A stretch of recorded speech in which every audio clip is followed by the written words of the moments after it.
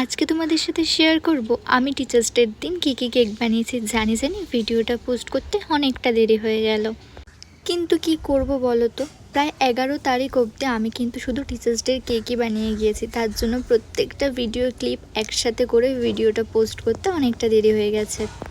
প্রত্যেক বছরই কোনো অকেশন পারপাস থাকলে, যেমন রাখি, জন্মাষ্টমী, টিচার্স ডে, আরও এরকম অনেক অকেশান থাকলেই আমাদের হোম বেকার্সদের কিন্তু প্রচুর পরিমাণে চাপ পড়ে যায়।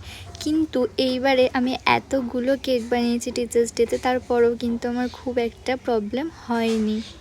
কেন বলো তো, আমি কিন্তু টিচার্স ডের জন্য কেক বানানো শুরু করেছি 4 তারিখ থেকে। হ্যাঁ, 4 তারিখ, 5 তারিখ, 7 তারিখ, 11 তারিখ, এইভাবেই কিন্তু আমি কেকগুলো বানিয়েছি। তার জন্য আমার 5 তারিখে খুব একটা কিন্তু কাজের চাপ ছিল না, আর তার জন্য কিন্তু আমার বেশ অনেকটাই সুবিধাই হয়েছে বলতে পারো।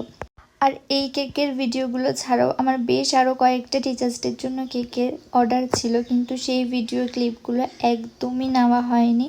তার জন্য আমি ফটোগুলো কিন্তু অলরেডি পোস্ট করে দিয়েছি, তোমরা চাইলে দেখে নিতে পারো। আর তোমাদের কোন কেকের ডেকোরেশনটা ভালো লাগছে অবশ্যই কিন্তু জানিও। সবাই ভালো থেকো, রাধে রাধে।